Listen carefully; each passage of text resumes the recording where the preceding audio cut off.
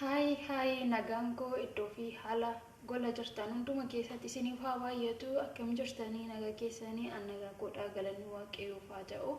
isinillee bakka nagaa fayyaatti eegamtanii yeroo fi sa'a kana keessanii isiniin jecha YouTubein kun haarawaadhaa like share comment gochuuni maamila maatii kanaa ta'aa jechuun jaalala waaqayyoo isiniin gaafadha. Gara fuulduraatti immoo qophiilee babbareedaa turtii gaggaarii walii wajjiniin hin qabaannaa kanaaf isinii